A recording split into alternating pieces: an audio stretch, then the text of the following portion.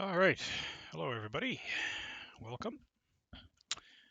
We're going to look at some more Karpov games. We're looking at this book here, Endgame Virtuoso, Anatoly Karpov by Tibor Karolyi and Nick Aplin. So today we're going to look at some games from 1969. This is when Karpov was a junior. And when he started to show that he could realistically become a world champion contender. So I've got 4 games selected.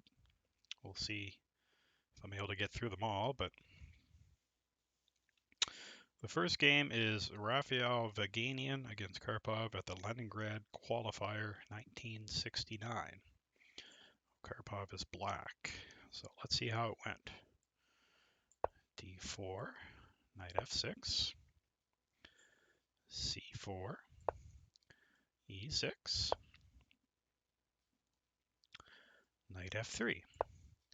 So I play knight f6 as black against d4, and the advantage of playing that rather than playing d5 right away is it gives you some flexibility. So for example, black could play bishop to b4 check, could go into d5, queen's gambit kind of territory, or he could choose what Karpov did in this game, go for the queen's Indian defense. He's going to fianchetto his queen's bishop.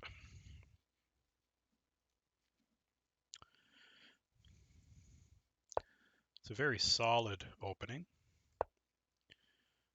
Tends to be drawish though. It was played a lot though. I think in the 50s and 60s. I mean, especially like 1953, the Zurich tournament. The famous candidates tournament from 1953. There were a lot of Queen Indian games. Okay, so Karpov strikes at white center.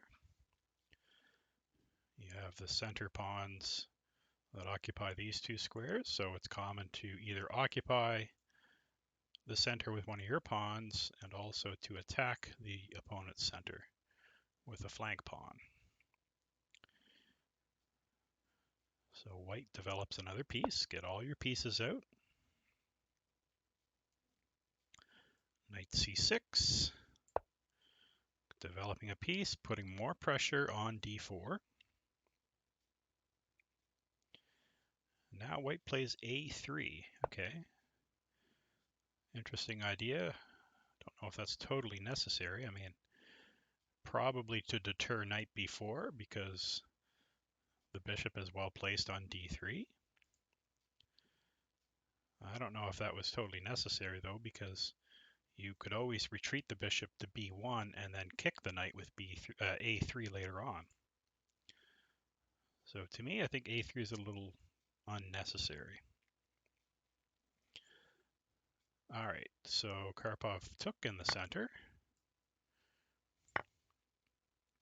So now he has an open C file for some activity.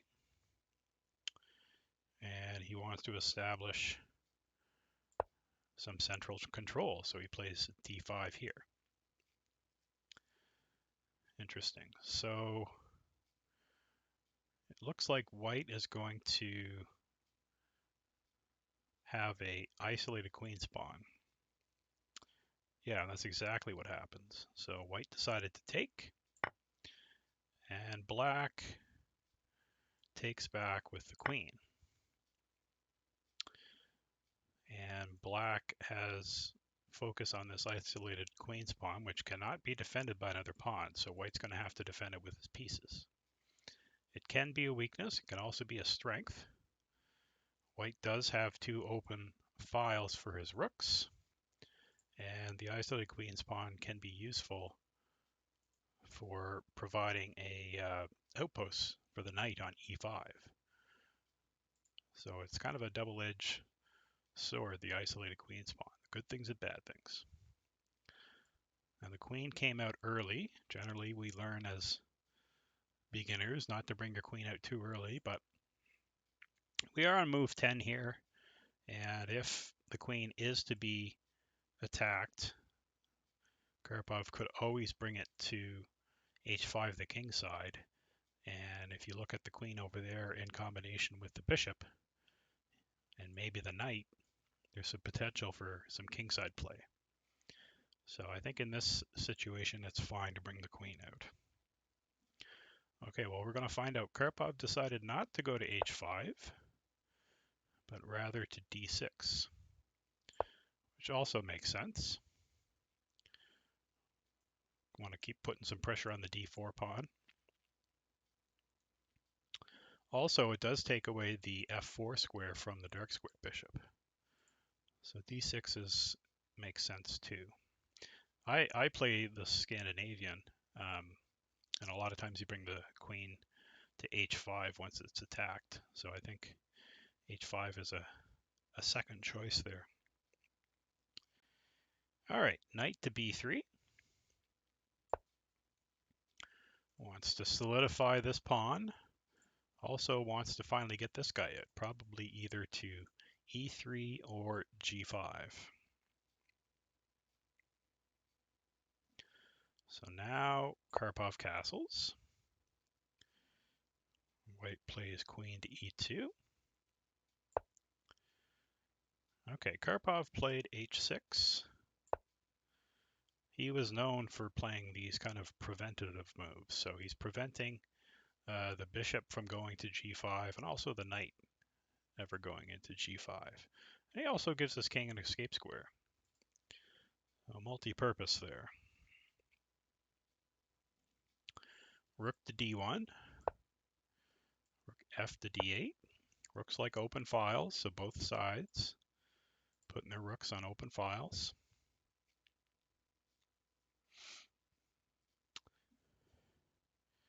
Bishop to e3.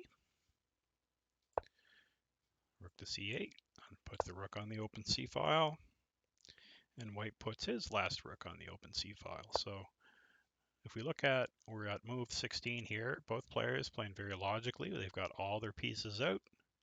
Kings are safely castled, and they've got their major pieces out too. The rooks and the queens. So now we're in the middle game. The opening phase is done. Black is going to try to eventually win that guy. And white is going to have to either trade that off or find a kingside attack to justify this weakness. Now, I don't see a kingside attack happening anytime soon.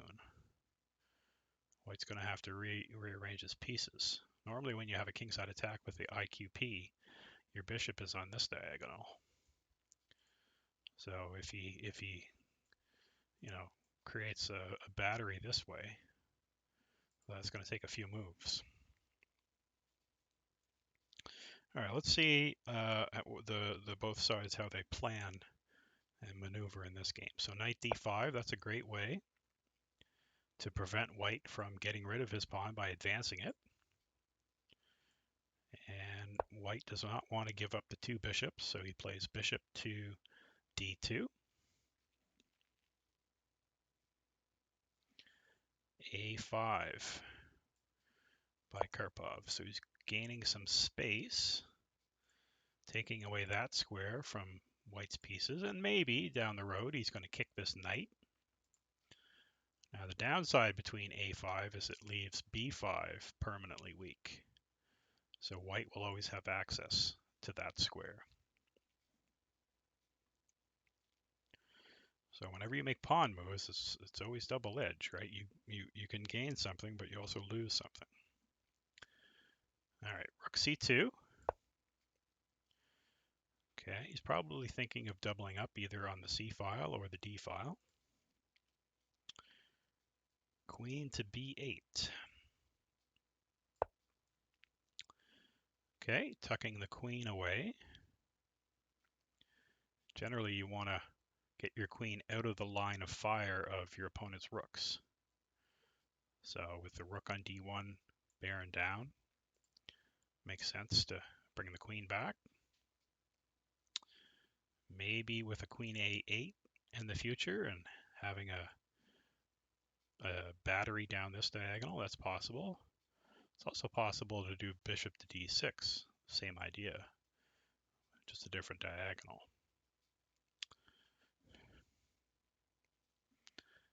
Okay, so white plays knight to c1.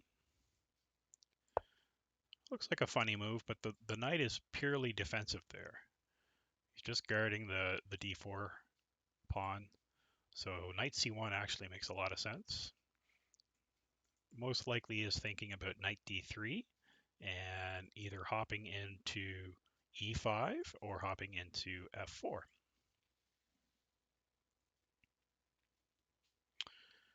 All right, Karpov says, well, you know what, buddy? I am going to be the first to hop into f4. Okay, interesting. So he's hitting the queen. Question is, where does white want to put that queen? Probably don't want to go to e4 and line it up with the bishop. You can't go to e5. Can't go to d3. I mean, I suppose you could go to e3. e3 and then maybe queen b3 later, and then you have a battery along this diagonal. That's actually that actually looks rather interesting. Queen e3 with the idea of queen b3 and trying to get rid of your isolated pawn with d5.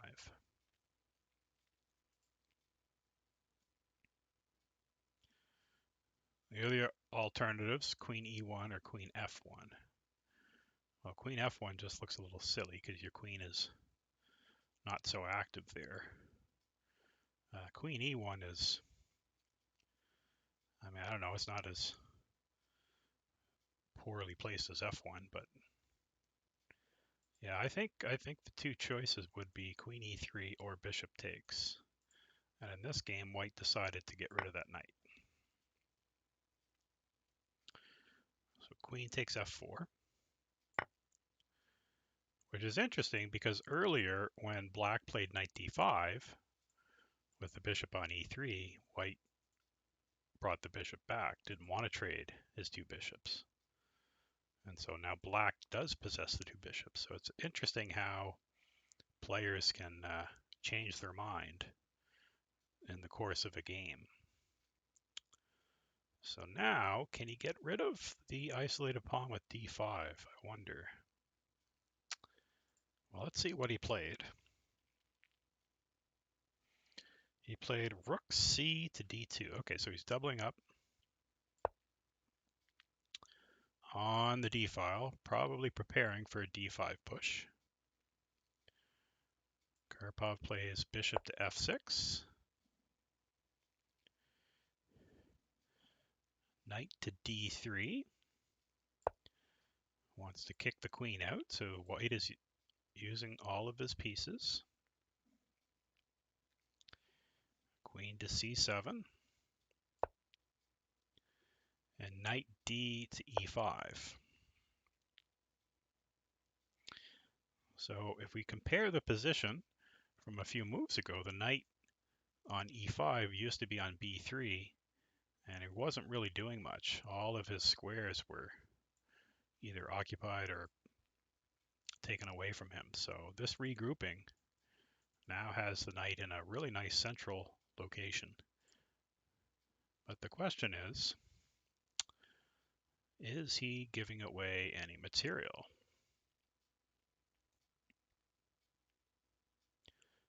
Let's see. Knight takes. Rook takes.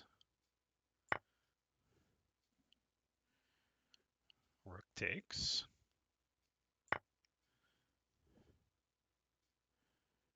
And now he took back with the knight.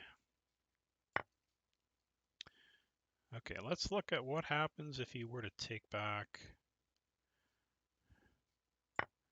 with the rook.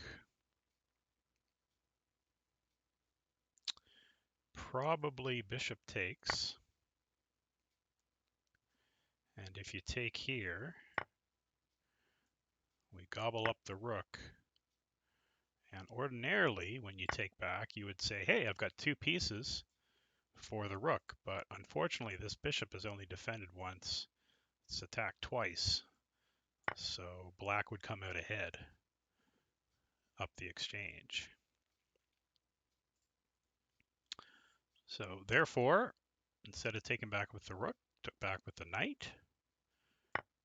Queen takes e5 was played.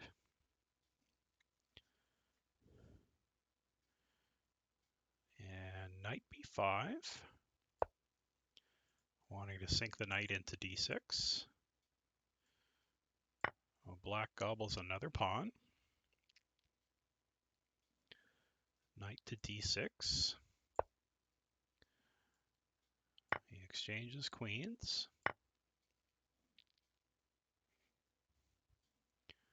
Rook c7. And he gets rid of the two bishops. So after that really long sequence, white has wound up being 2 pawns ahead.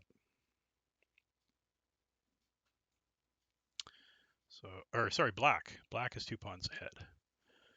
So white is probably hoping for opposite colored bishop dynamics, meaning that if we can get the rooks off, opposite colored bishop endgames are very, very drawish. But with the rook still on, there's still lots of winning chances here for black. But let's go back. I mean, that was a long tactical sequence. I was curious.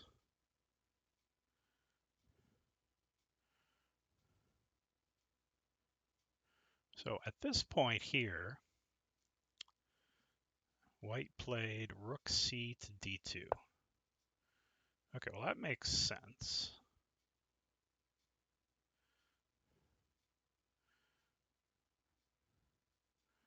But then bishop to f6. And my question is, why did he not get rid of his weakness? So he played in the game knight to d3, attacking the queen. But this is a target for black to focus on. And so why didn't he play d5? Let's see if we can figure it out.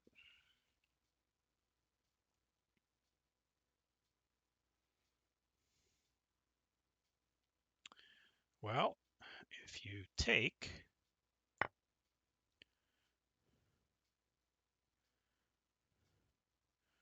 how would you like to take back?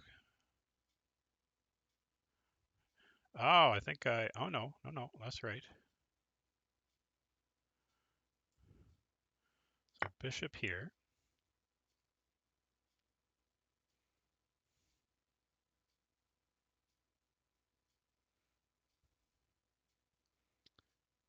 And how are we taking back here?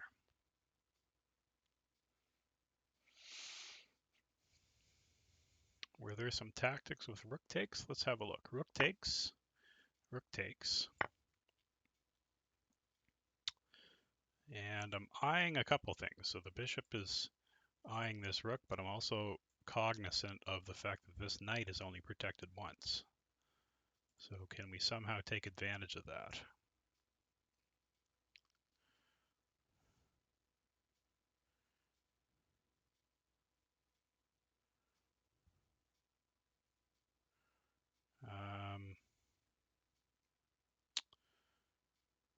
Knight d4 is interesting.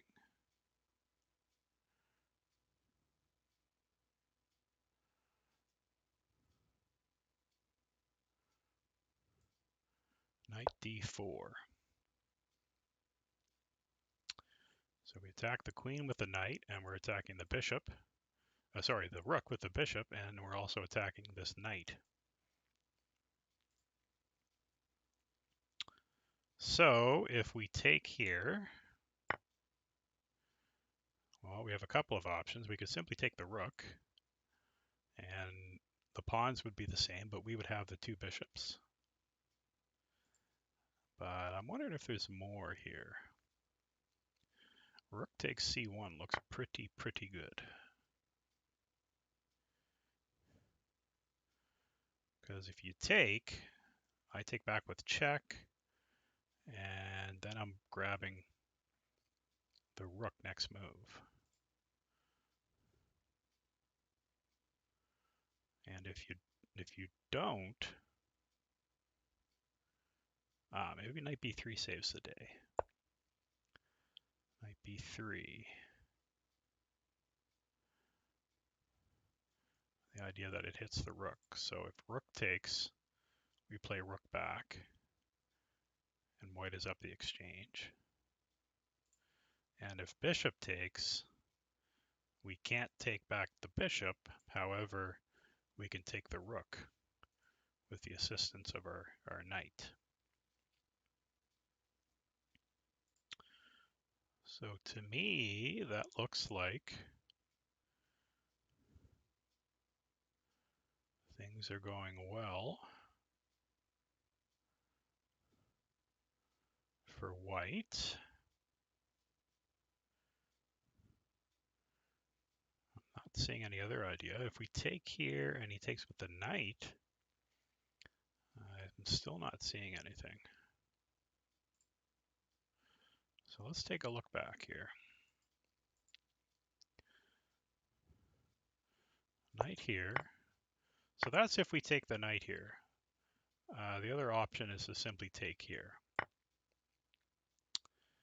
And then it's equal material, except that black has two very strong bishops.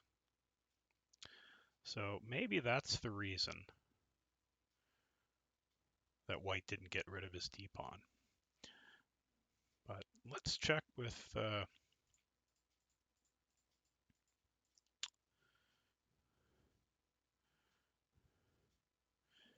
let's check with Mr. Stockfish, the engine here.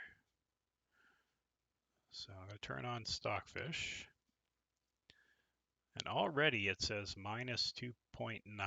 So that means that black is up essentially a minor piece at this point. So let's see what the engine says to d5. Okay, the engine isn't even giving take. Engine just says knight to e5. Ah, yes. So my idea of taking, I mean, black is still much better, but there's a much stronger move here, knight e5.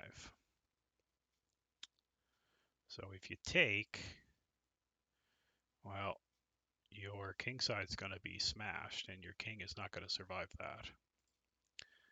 And if you take here, we take back with the bishop, and we have a nasty check. So g3. And then we're winning this bishop. He gets our bishop, and then we come up with an extra pawn. So we're up an extra pawn and some serious light square weaknesses around the white king. Okay, well, let's go back to what was played in the game. We'll shut off our good friend Mr. Stockfish. And so black is up 2 pawns here. So let's see how Karpov finishes this off. I find it's instructive to see how good players finish off won games. If you've played chess long enough, you know that it is hard to win a game, even when you're ahead. There's so many times that your opponent has some resources and wiggles his way out. Okay, so he takes the c-file. a5 makes a lot of sense, gets it on the same color as his bishop, but more importantly, the opposite color of that bishop. And he wants to anchor his bishop to b5. And also this pawn kind of prevents these two guys from advancing. All right, so bishop to b5 was indeed played. We get the rook on the 7th. H3, we just want to get an escape square for our king. Okay, G6. Okay, maybe he just wants to go up this way with the king.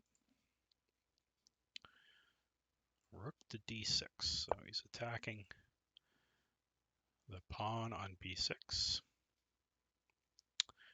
Unfortunately, that allows black to play rook C1.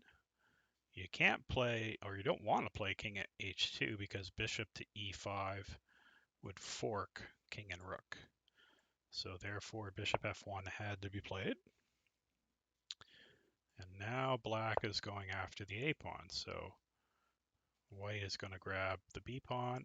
Black will grab the A pawn.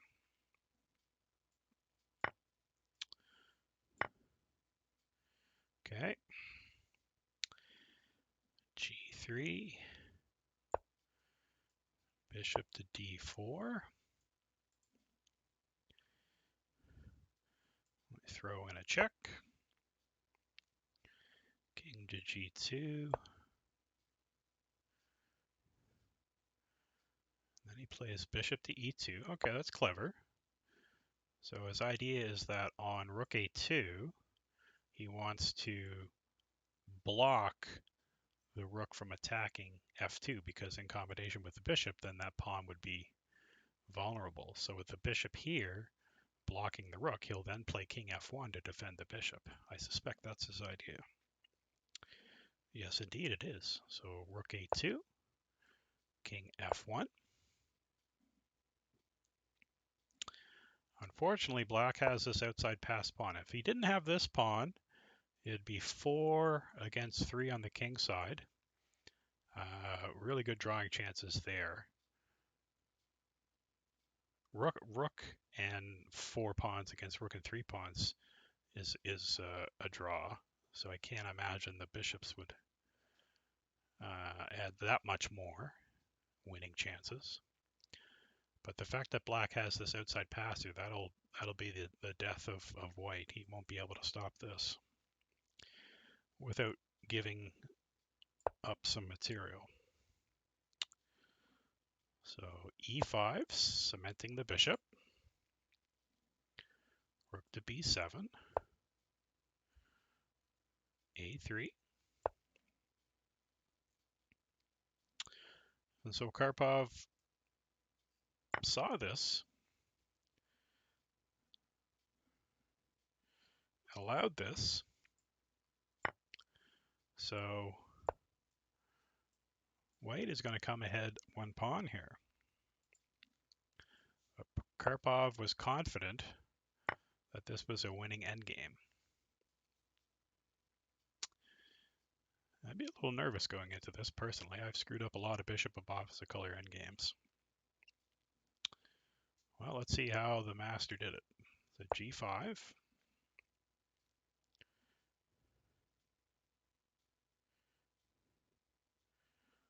Okay. So he says fixing the pawn on F2. That's what G5, because now white would lose a pawn if he plays F4.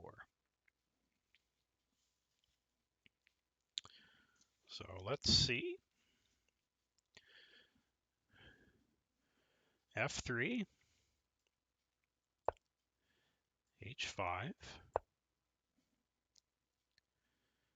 king to E2.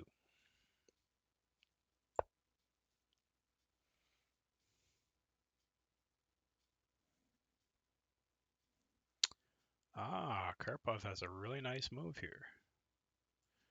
E4. Wow, what a move. I'll have to annotate that. That's a great move. Giving away a pawn. So I'm assuming, yeah, that white took. So what's the idea here?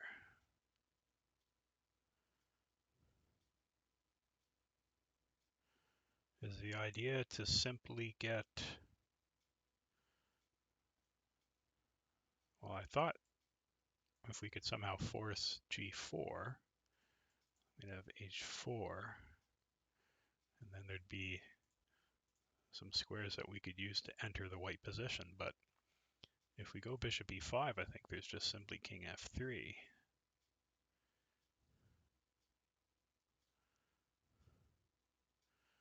Not so obvious to me. Maybe his idea is g4 to take away the f3 square and to cement this on a dark square. Because with a dark squared pawn, then our bishop can come and attack it. I suspect that's the idea. And normally you don't want to put your pawns on the same color as this bishop, but this bishop has to always be concerned with that outside pass pawn. So my guess is that Karpov followed this up with g4. Let's see. Yes, indeed. Yes, indeed. And the author says black fixes the pawn on g3, which becomes the key factor, which is just what I said. So takes, bishop to b3. So a lot of endgame books talk about the principle of two weaknesses. So we could say that white has a weakness here because he's always got to be concerned with the opposite, with the outside passer rather. And his other weakness is this dark squared pawn. And so if we can get two weaknesses in a position, sometimes that's enough to distract the opponent's army that we can make decisive gains and win the game. So let's see. So bishop to e5, king to f2 has to go over there. King to e7.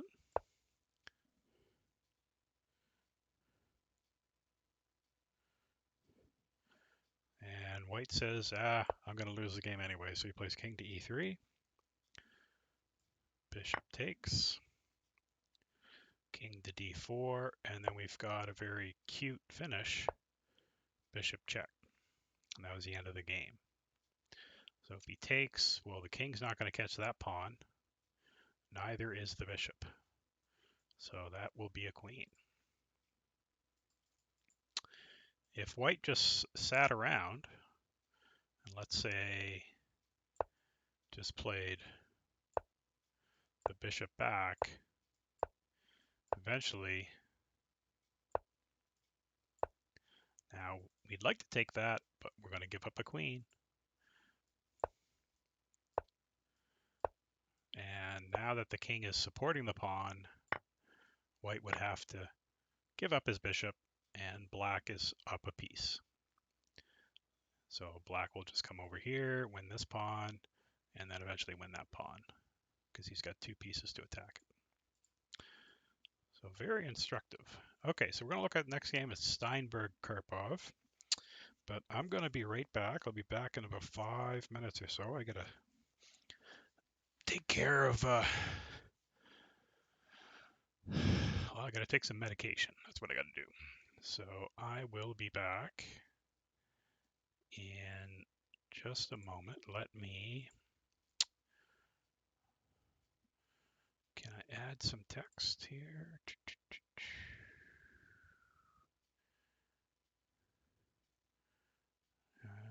Color source, image, text.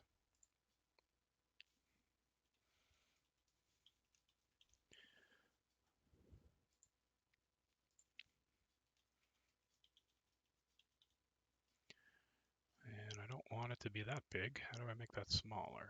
Font. God, that's ginormous.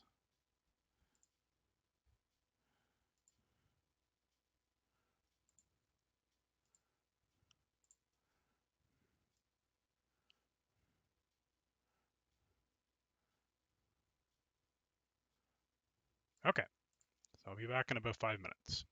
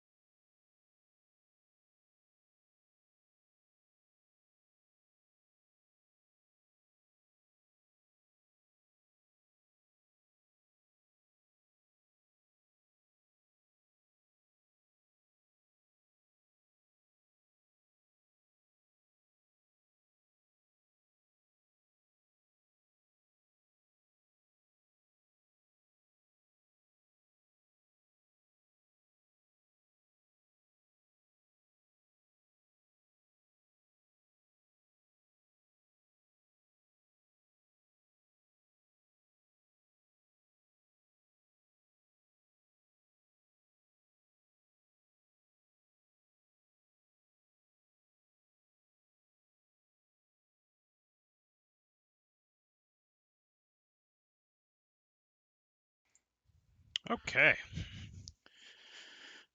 we are back. Sorry about that. Let's hide that. There we go. So you shouldn't see that anymore. All right. Hello, eChips. Welcome. Hope you're doing well. All right, let's continue on with game number 2. So this one. Oh, great. I'm glad to hear that. So let's look at the next game. So game number 2. This is Mikhail Steinberg against Karpov, also the Leningrad qualifier from 1969. So let's see how this went.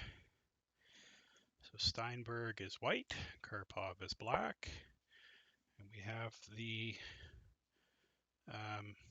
English opening. When white plays c4, that's known as the English opening. And a lot of the times white does fianchetto his king's bishop. In combination with this pawn, it affects the center, and also that light squared bishop can be a real nuisance on that diagonal for black. Knight to f6, bishop to g2. Okay, so black also establishes a pawn that influences the center. Knight to f3 gets our bishop or knight out, ready to castle next. And Karpov brings his knight out. We've got a castle. And there's a few ways that black could play this. Black could play bishop to e7. I could even play a little passively with d6. But in this game, Karpov went for the direct d5, establishing a pawn in the center and challenging white to decide what's he going to do about that c-pawn. Well, white says I'm going to take. And interesting that Karpov took back with the knight. This is also possible, but I suspect Karpov did not want to play an isolated QP position, because after d4, you really don't want to play c4 here. I think white would get in e4 at some point anyway and really disturb that pawn structure. And so at some point, either black is going to take here or white's going to take here, and then black will be left with an isolated queen's pawn. So maybe Karpov was not in the mood for such positions. All right, d4. Bishop to e7.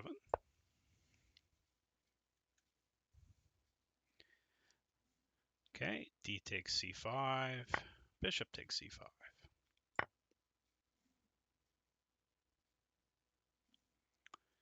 And now white played a very interesting move, knight g5. It's interesting because he's got two minor pieces that have yet to develop.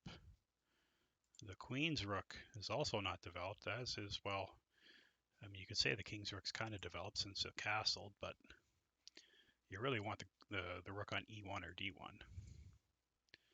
So for white to spend another move on a piece that's already developed, that's an interesting idea. So why did he do that? Well, right off, we've got two attackers on there. So it's possible to get an IQP by giving up a really good bishop.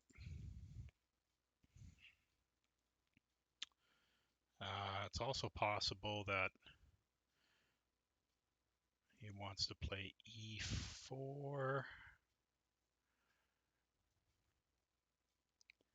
and then grab the queen.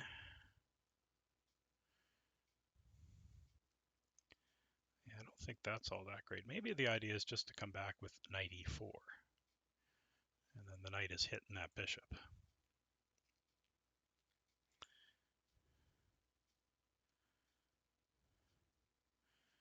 Losing tempo and good bishop to get IQP. Yes, that's right, eat chips. I agree.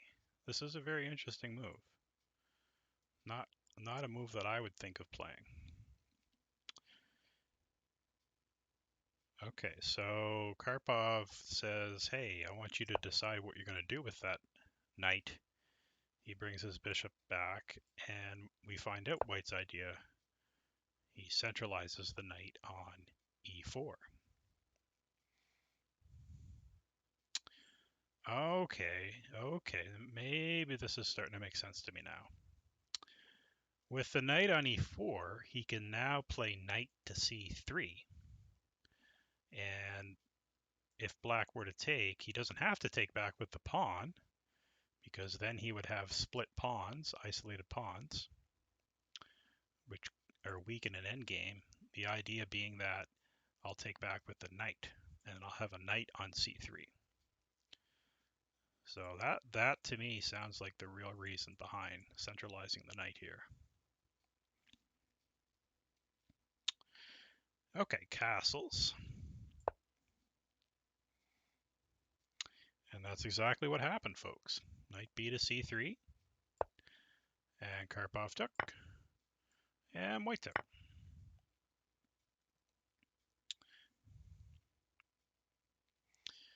So now Karpov plays queen to b6.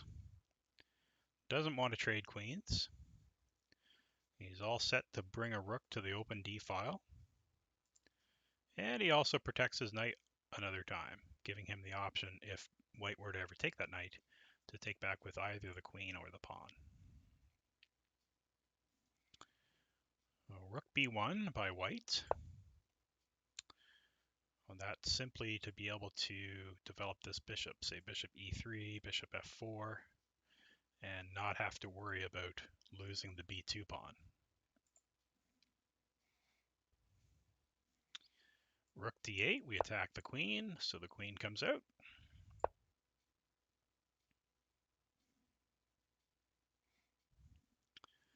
Bishop to d7, so black finally gets his last minor piece out. And White does the same, bishop e3, hitting the queen. So this is what we call developing with tempo. So White develops a piece. At the same time, he's attacking a piece of greater value, meaning that black has to spend a move to either move that queen or block this threat.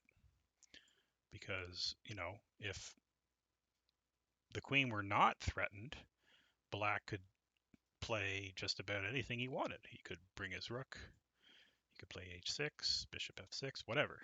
But he has to address this threat against the queen. So White is developing without loss of time, as we say.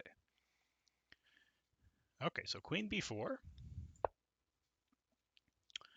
offering the exchange of queens. And White acquiesces. Okay.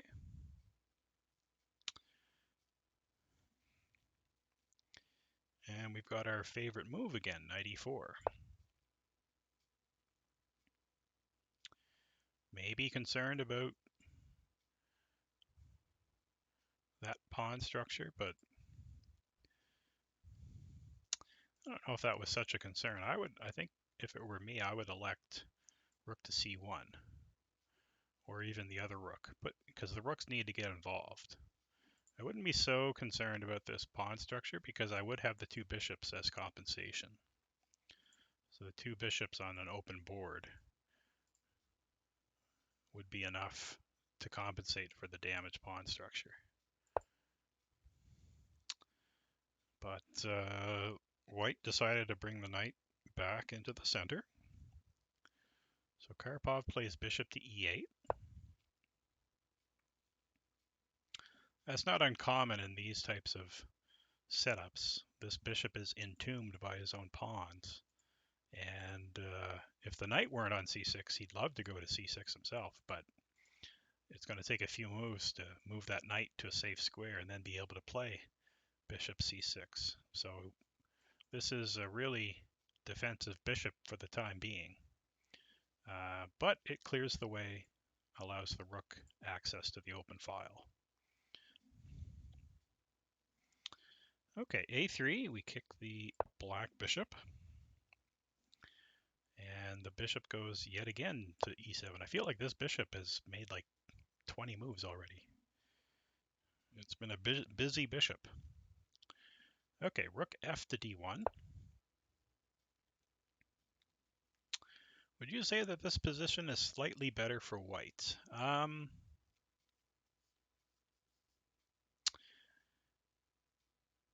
Optically, it looks better for white, slightly.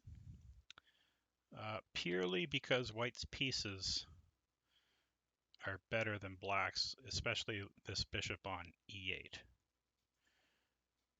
But I wouldn't say it's enough of an advantage to say that white is winning or that white should win, because at the end of the day, chess is a draw with best play, right? So I think the term that a lot of commentators would use would be that white has a slight edge. A slight edge.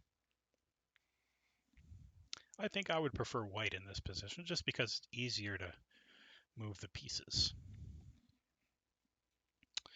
So let's see what Karpov does. He plays b6. So that's a very committal move. You're very welcome, Eat Chips. Thank you for the questions. It's a very committal move because now this knight is no longer protected. And this bishop is really eyeing that diagonal now. But it's only a weakness if white can take advantage of it. Okay, bishop f4. That makes sense. I mean, the bishop really didn't want to be on e3 anyway because it blocks this pawn, so now the e pawn can move in the future. So Karpov trades off a pair of rooks. And he offers another trade of rooks, to which white agrees.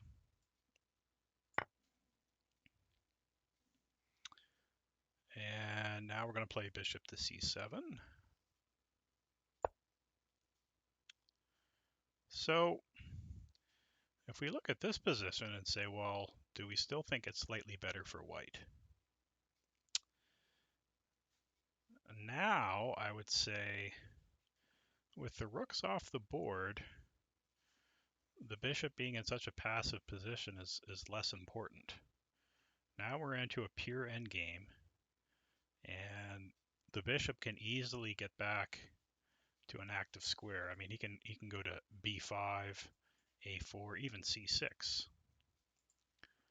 So this, I don't know if we were to go back here, I'm not sure I would have traded had I been white there.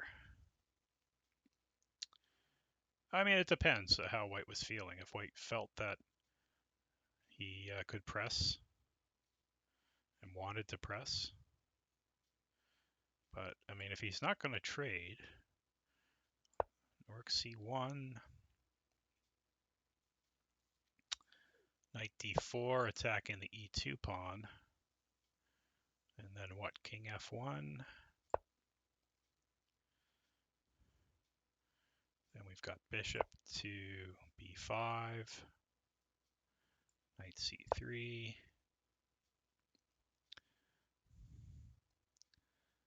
Yeah, I don't know. I don't know if white's really making a lot of progress here. Black has a really nice knight now, and his bishop is looking pretty good. But maybe rook c1 was the best chance to press for some winning chances. I suspect this is a drawn endgame with two strong players playing. But Karpov is far from just a strong player. He is a future world champion at this point. So he plays bishop to c6. Puts his bishop on the opposing diagonal. So that bishop on c6 is looking pretty good now.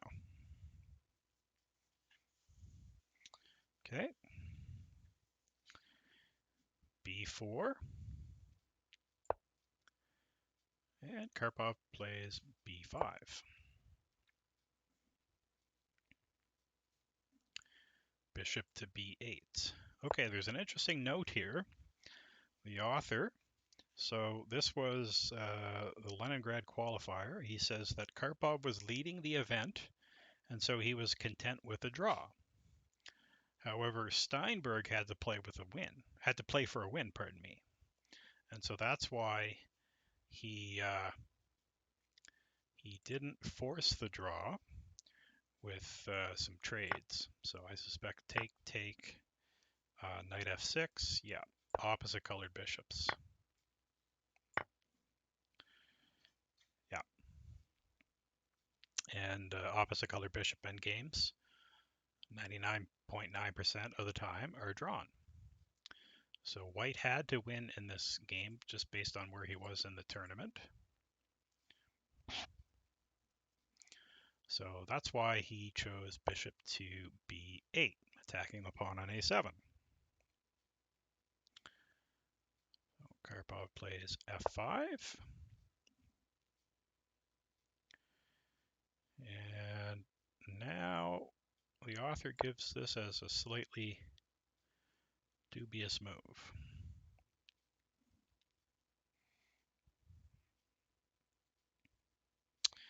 He says knight d6.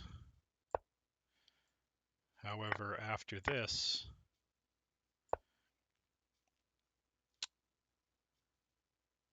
it's looking more and more like a draw,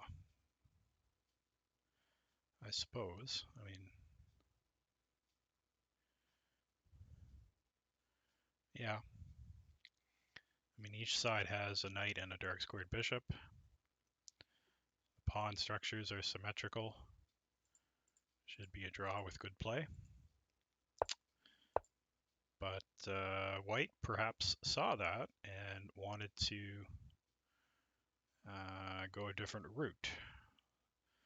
So if I'm not mistaken, this could lead to a knight endgame, depending on how it's played. Okay, so in the game, bishop takes e4 was played. What happens if we go this route? I suspect this is what white was hoping for. So a6, we got to hold on to that pawn. Knight endgames are tricky. They can be tricky beasts.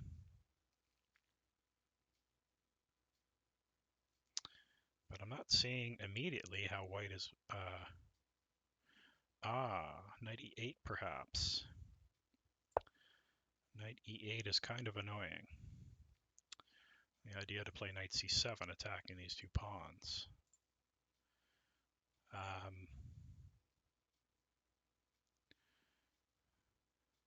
Knight e8 is funky, yes, I agree.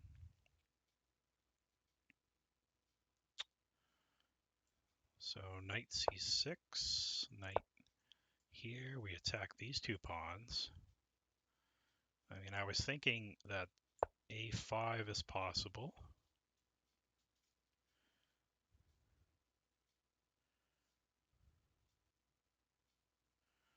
But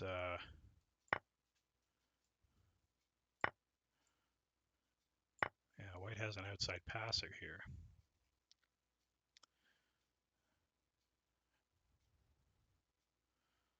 Still, knight endgames, although they are tricky, it wouldn't surprise me if that was a drawn one with best play. Basically, anything symmetrical tends to be very drawish. However, my experience, knight endgames can be tricky. So I've lost many knight and pawn endgames. So Karpov didn't want any of that risk. So he takes on e4. Bishop takes e7. And now he played knight to c6, which the author gives as a brilliant move. Okay, let's see why this is brilliant. So let's go back and say we don't play that move.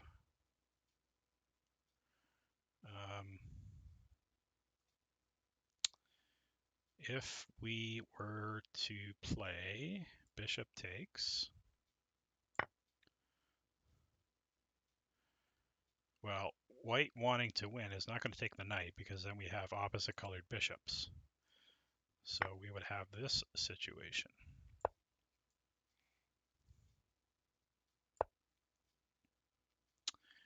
Bishop against knight. So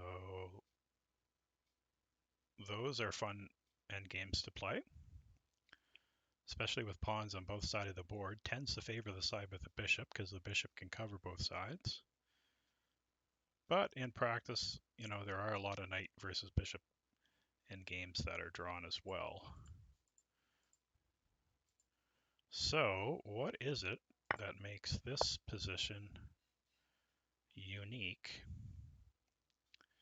that Karpov played knight to c6?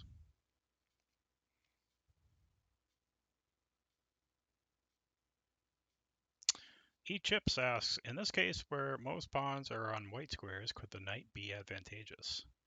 So in this position that we are looking at, yes. Yes. So after a6, that's right. That's the strategy you want to use when you're the defending side. You want your pawns on the opposite color of your opponent's bishop. But even with that said, it probably is still a draw with best play. Okay, so let's figure out why Karpov played this so-called brilliant move. Let's see what happened. So bishop takes e4 is actually an inaccuracy, says the author.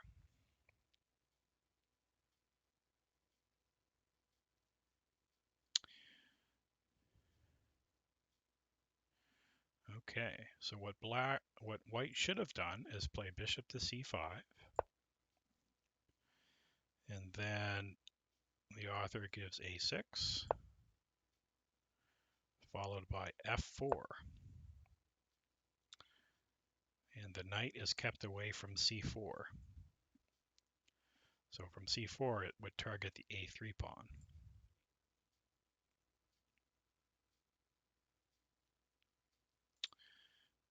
And he says that should be a draw.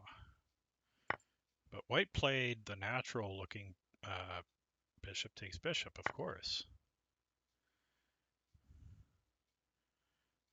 Okay, but now the question is, that can't easily be saved. And if you want to save it, you might have to go bishop g5, bishop to c1. And the bishop is just going to sit and be a passive piece. So now we have some factors that make things not symmetrical and not so easy. So we've got difference in pawn structure, particularly black with these ridiculous double pawns. We have knight versus bishop. So let's see. Bishop c5, a6, king g2.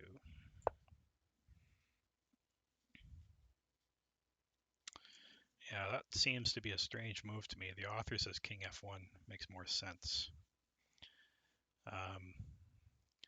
I would think you'd want to centralize your king as quickly as possible. So that would, to me, would be the shorter route. Okay, so knight e5. That's right, the f3 square is cut off. That's right. And he doesn't want to trade because that's a weakness. He wants to be able to take this pawn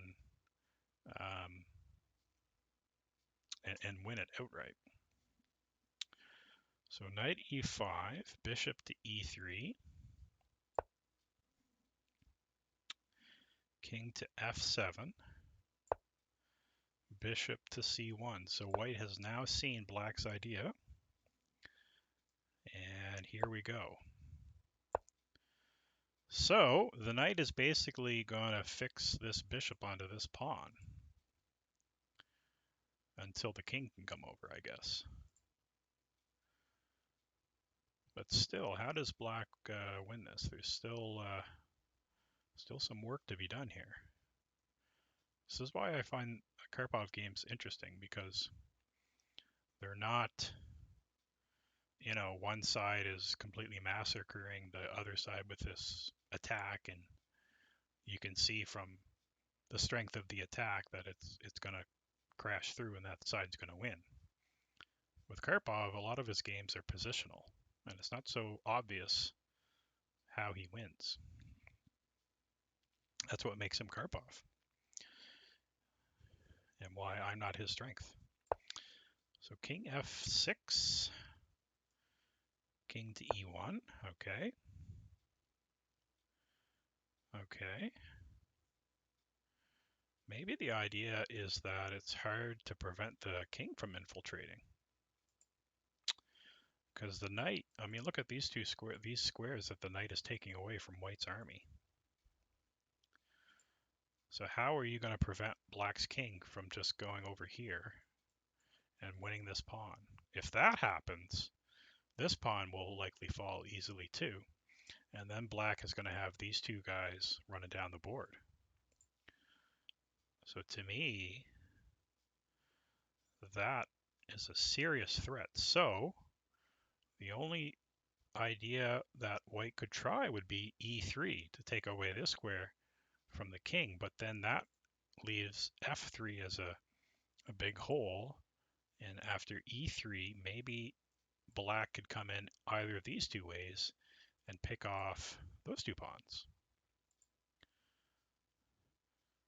So slowly and surely black is creating some small weaknesses.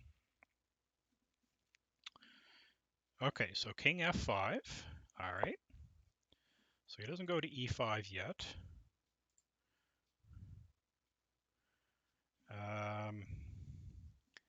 H3,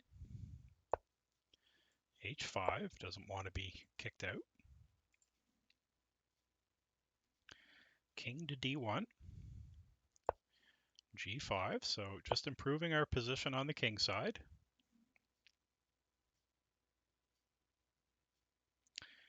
Okay, now he plays F3. Okay.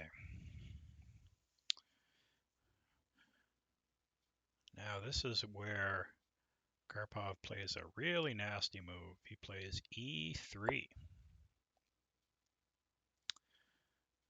That is forever taking away those two squares and also cementing the pawn on E2. That's a nasty, nasty move. Okay, G4 check. So we take, and then we play king e5. Okay, so Karpov's got a couple of options here. So white is going to want to keep him out of the queen side with king c2. Okay. Now, this is a great example of what you don't want to do with your bishop. Your bishop wants to be an attacking piece. It's a long-range piece. You want it to move all over the board. Look at that bishop on c1. It has, at the moment, only 3 potential squares it can go to. And neither of them look too good.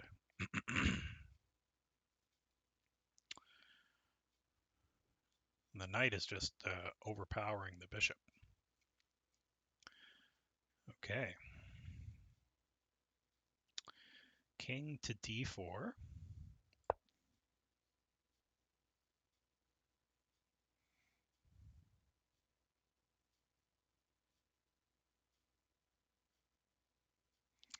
King to b3. And white resigned here. And the reason he resigned is that black is going to play e5, followed by e4. And whatever happens, if he takes, we're going to take, and then we're going to come over here, gobble up this pawn, and then the g pawn will be a winner. If he pushes, is that going to be tricky? We take, let's look at that. So e5, let's say we just go back.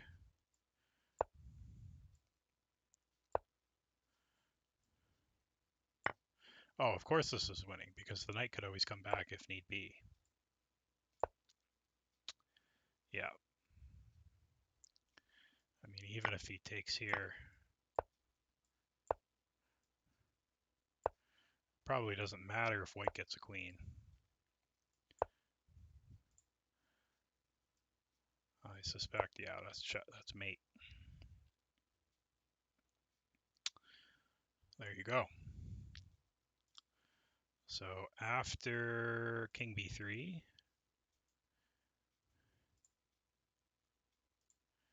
he resigned. White had a pleasant position, middle game, and okay position end game at one point, and Karpov still found the win. That's right, eat chips. So let's actually, oh, hello, King Sonic, the chess hedgehog. Thank you for following. And Austin 235 Thank you for following. Welcome to our stream. So let's go back because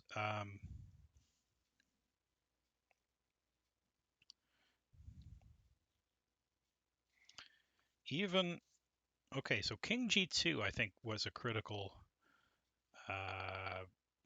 move for white, and that was move 30. So here, white has not prevented black from securing his knight on this monster square, c4. So he played king to g2. King f1 seems to make more sense. So let's see if what the author says there.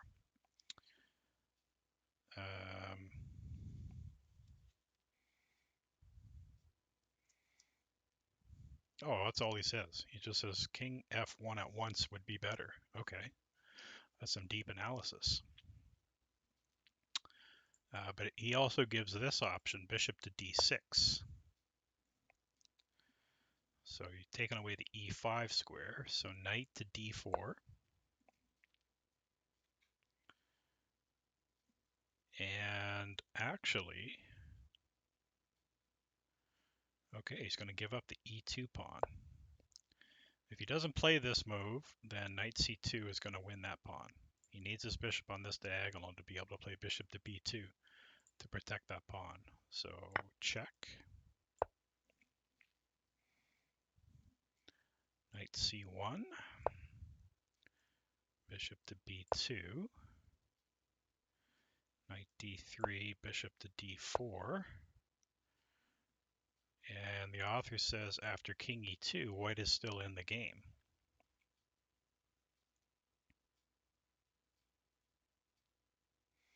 Yeah, I would agree with that. If you compare the position here with what happened in the game, this is a beautiful bishop now. Look at how many squares it covers.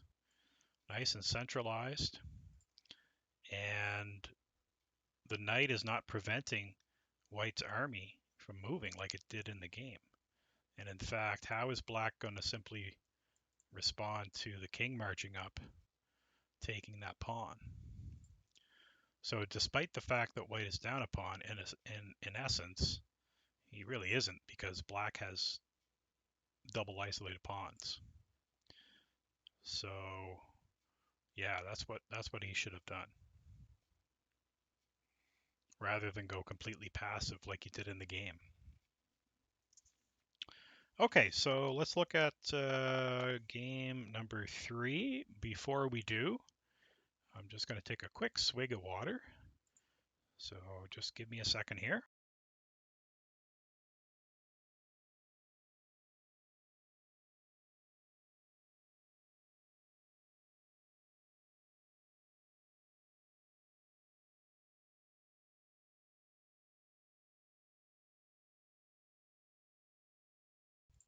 Okay. Hey, Italian Machine, how are you? Good to see you. Elite chessboard looks so much better than the other side. I agree. I prefer the Elite chessboard. Okay, Karpov, pardon me. Karpov, not Kasparov. This was the Leningrad Armed Forces TT, whatever TT means. Tournament, I guess. 1969. So unfortunately, if you were looking for some games where Karpov was white, you picked the wrong stream, because all 4 games that I picked has him on the black side, but that's okay.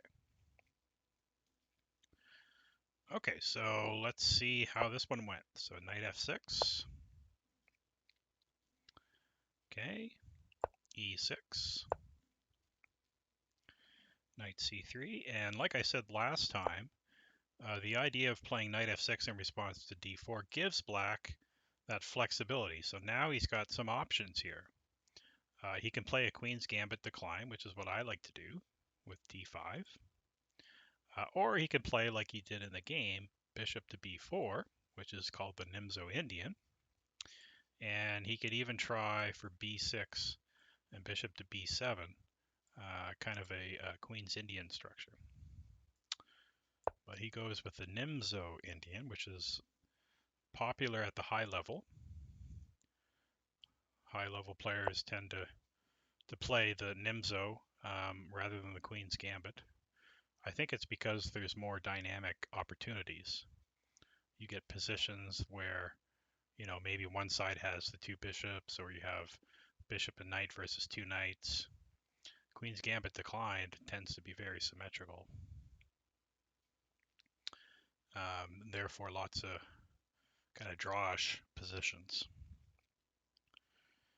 Okay, so e3, black castles. Knight to e2. Okay. I must admit, I don't know much about the Nimzo-Indian. I don't play it on either side. Normally as white, I'll play the Catalan if I'm playing d4, but I'm primarily an e4 player. And I play the London system too. Okay, so establishes a pawn in the center, a3. Saying to black, what are you going to do with that bishop? Are you going to take my knight? If you do, well, I'm pretty happy. I take back with my other knight, and I've got the 2 bishops. So black says, nah, I'll just bring him back. C takes. And again, we've got knight takes d5, where Karpov had the option in this game, as in the last game, to take back with the pawn. Interesting decision. So I suspect he was really enamored with fianchetting the queen's bishop. That's why he doesn't want to take back with a pawn.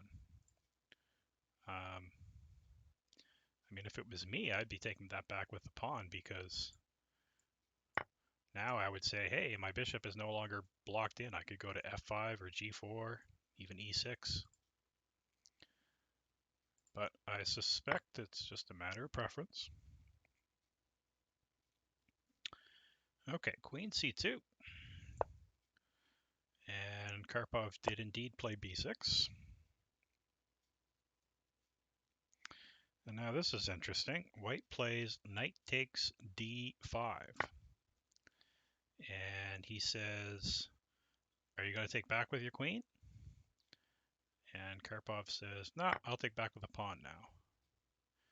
I don't quite understand why black would play this way when he could have taken back with the pawn the first time. Because this is kind of, when you do play b6, it does weaken these squares. And there's potential for white to get some counterplay against the c7 pawn.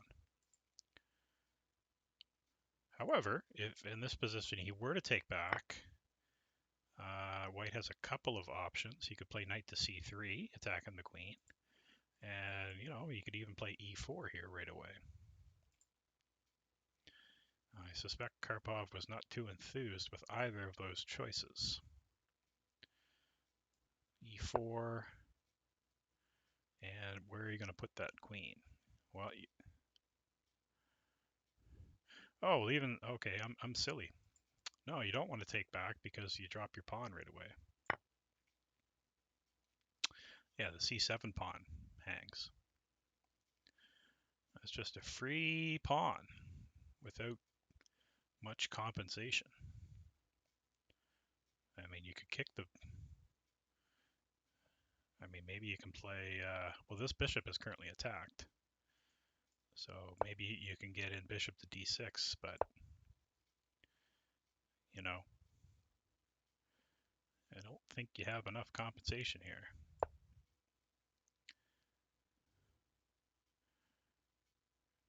You could even knight c3. Yeah, this looks pretty good for white. Okay, so I find that curious, but, like I said, I don't know the theory that well on the Nimzo-Indian, so I don't know, maybe this is common. Okay, so knight c3 brings the other knight in, and Karpov puts the bishop on b7. Okay. Bishop to d3, so we've got a long battery. So therefore, Karpov plays h6, didn't want that pawn to be taken.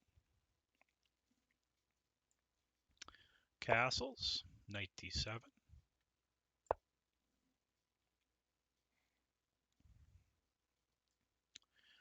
b4, grabbing some space on the queen side. And a6.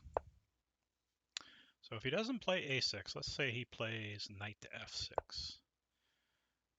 My thinking is that he would follow it up with b5.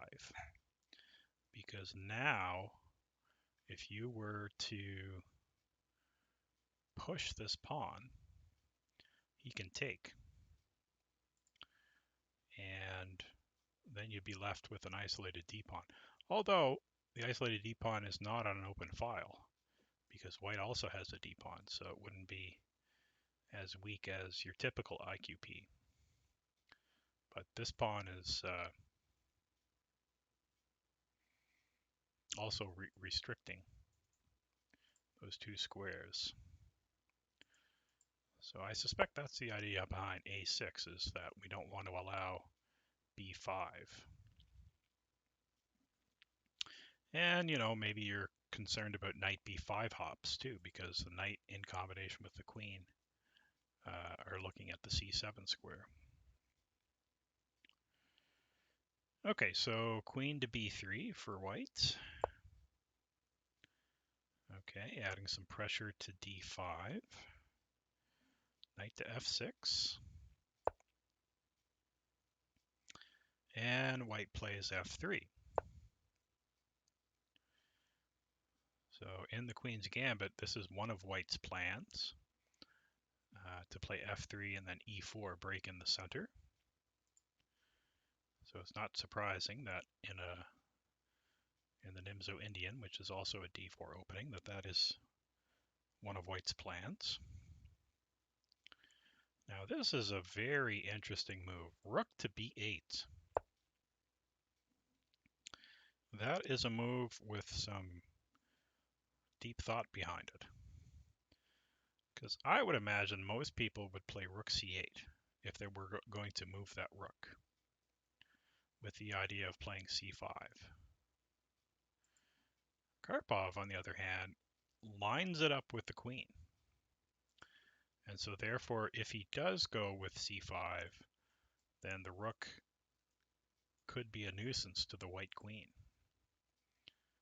Rook b8, I'm not sure I would think of that move in this position. Very solid. Okay, bishop to b1. And Karpov goes ahead with c5. Okay. So white plays rook to d1 here. He does not take.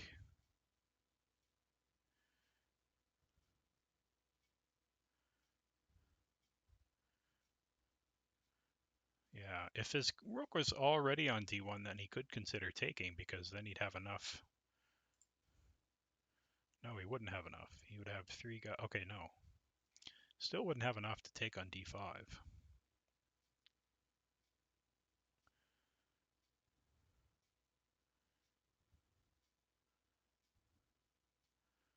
Okay, that's interesting. Rook d1. Queen d6. Moving the queen. Probably wants to play either rook d8 or c8 at some point. All right, so now white decides to clarify things in the center. Takes. And he takes again.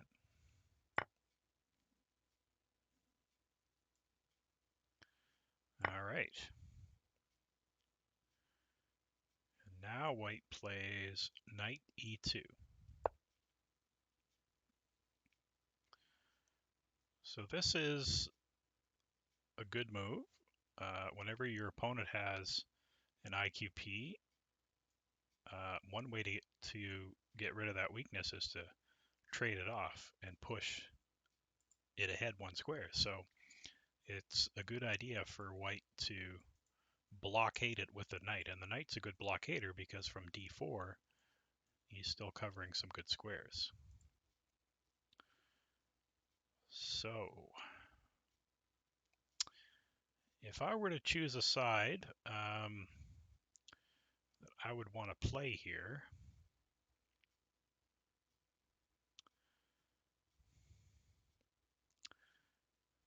I don't know. I mean, black does have some good things going. I mean, this rook is really nicely placed. E3 pawn could be an issue for white.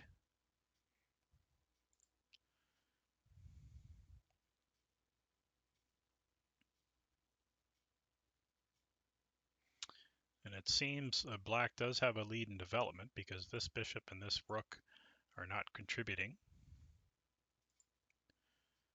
So I almost would like black here, to be honest with you, even though black is the one with the static weakness. I think there's enough activity for black here. Let's see how it played out, though. Okay, so black offered the exchange of queens, which the author didn't care for. He thought that was not a dubious move, an interesting move, I guess. Okay, knight d4, and Karpov's going to exchange the queens.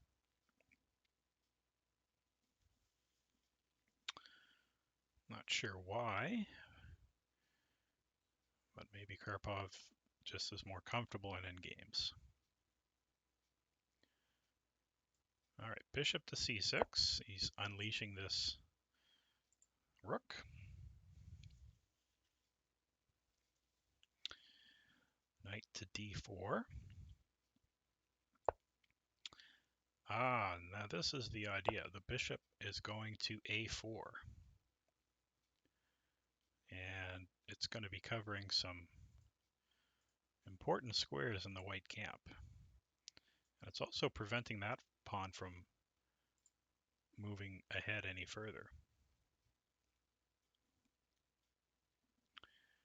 All right, rook d2.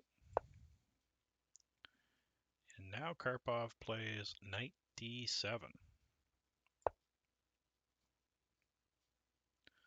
So what I find fascinating about these guys is that if I were to look at this position, I would say, well, my f8 rook is not really doing anything, so let's get him involved. So I would, with not that much thought, play rook f to c8. It wouldn't dawn on me to play knight d7 when I know that I've got a major piece that's not doing anything. So what's the idea behind knight d7? Well, there's a couple of good squares. We could go to e5 and then c4. c4 would be anchored by a pawn. And if the knight is on c4, it's covering some squares in the white camp. There's also knight c5 and knight b3 possibilities, especially if we can trade off that knight. And this knight would have no opposition, and it would look quite good on that square. Okay, knight bishop to c2. So white's trying to get rid of that pesky bishop, and he succeeds. Okay,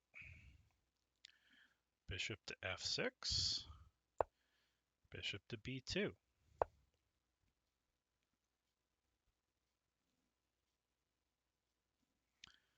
Rook f to e8, targeting the e3 pawn. King f2, protecting it.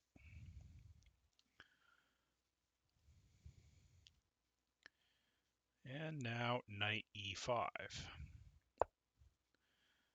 So it's true that this is a weakness for black, but white is not, with his pieces, he's not really attacking it. So it's not really a weakness in this position. And in fact, it can be helpful once the knight gets to c4 because it helps anchor that knight. Whereas this e3 pawn could be problematic. It already has one rook eyeing it, and if the knight gets to c4, that's two pieces that are eyeing that square.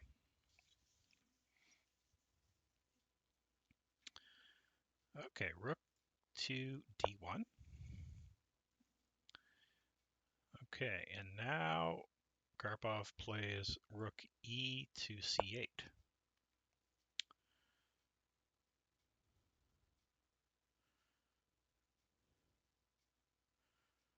Okay, maybe the idea is if he can trade off one pair of the rooks,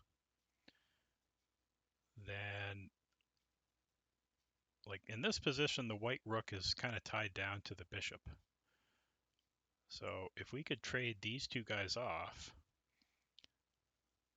black would be happy because then he doesn't have to worry about a rook attacking his isolated pawn. So maybe that's kind of the line of thinking here, is that if he trades off these guys, well, this rook is going to have to pick up the slack where this rook was.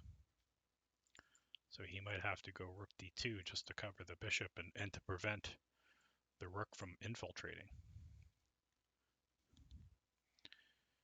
All right, let's see. Rook check, rook check,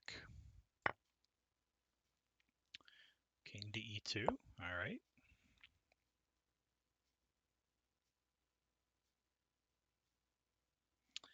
Knight to c4. Attacking the bishop, so bishop to c1. So another game where we've got a side with a very passive bishop. Okay, now he plays knight to b6.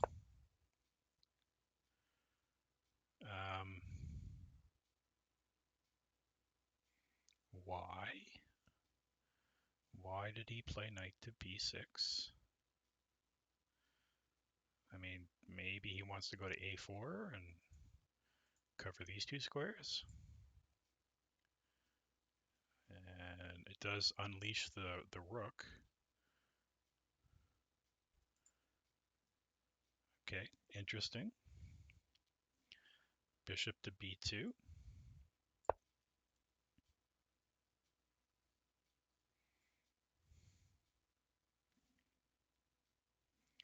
Knight to a4, bishop to a1. That's a fugly bishop.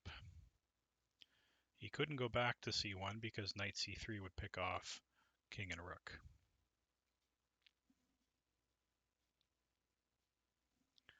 So g6, king to d2. Okay, so White's got his king centralized. I mean, his king is better than the black king. Bishop to e7, hitting the pawn on a3. Knight to c2, protecting that pawn. And now knight to b6. So now he's going to rearrange and put the knight back on c4 to add some pressure.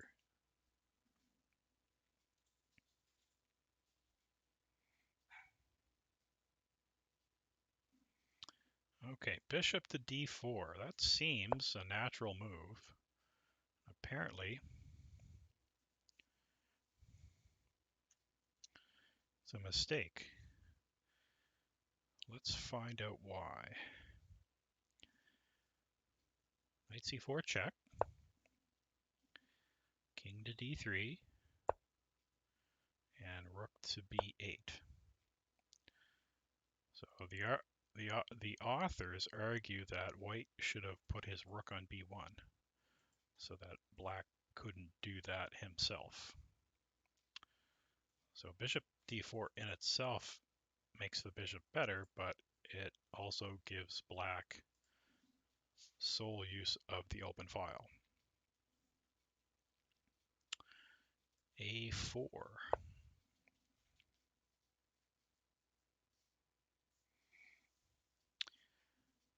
f5. Okay.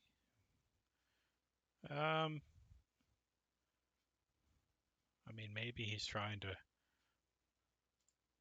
trade off some pawns there, but I suspect he's more wanting to get his king out fast. Okay, king to e2, king to f7. So Black has all of his other pieces with a roll, except for his king. So now he's going to bring the king in. And White doesn't really have a plan here. So I'm a little curious why he didn't try to trade off some pawns to try to simplify the position, but okay, he just goes back to a1, king to e6, h3, h5, trying to discourage g4 and also putting the pawn on the opposite color of the opponent's bishop. Bishop to d4. Okay, bishop to d6, just slow improving moves. Rook to d3, rook to b7.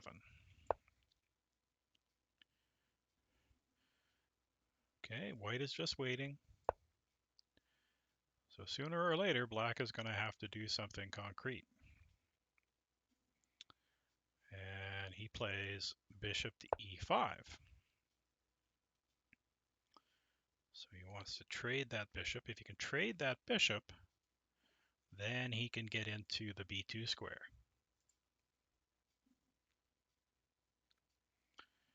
So h4. And bishop takes bishop. Doesn't mind that White takes back with a check, because like I said, rook b2 is a coming. And once the rook is on this rank, it'll be quite a nuisance to White. So f4 check. King d6, interesting. I guess king e4 is a little too risky.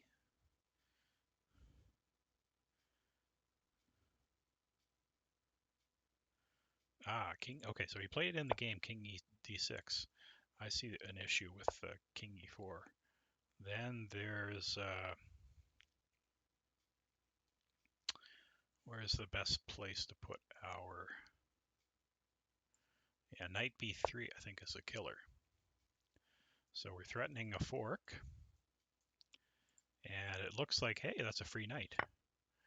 But white would say, hey, that's a free checkmate, because the king has nowhere to go. He's boxed in.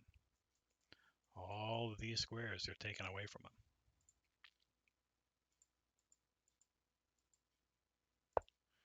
So he comes back, king to D6. Rook to A1. Rook B2 check. King F3.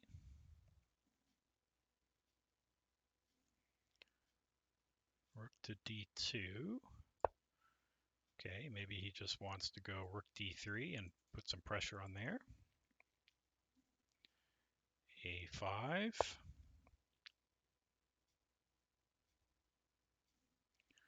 Rook D3.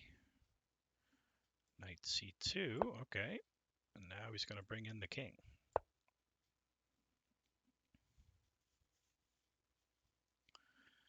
So this is a classic Karpov game. He's just slowly improving. His opponent can't really do much, and then his opponent loses.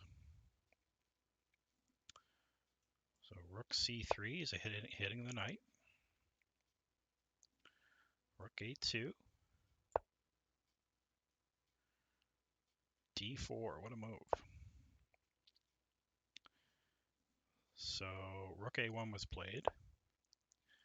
You can't take because of check. You could take with your knight, but how would you take on E3? Maybe with a knight?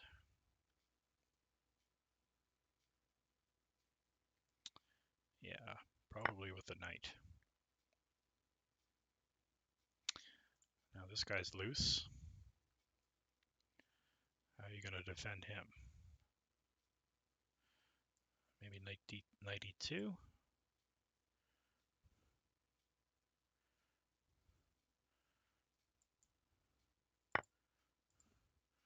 Knight E2.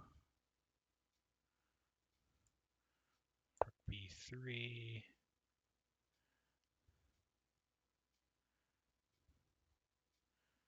Probably want to move your king because the knight is going to move and check the white king. So if we go king to F2,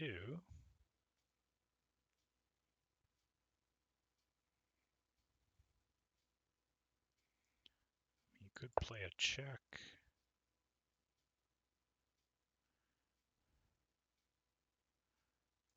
King E1.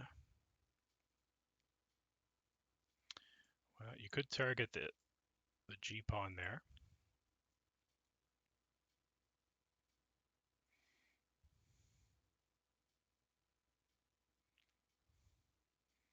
Still a bit of work to do, but black still has good pressure here. Anyway, in the game, he didn't take the D pawn. He played rook A1, and after knight takes E3, he resigned because he's down a pawn, and he has a worse position. So that was quite a positional masterpiece by Karpov.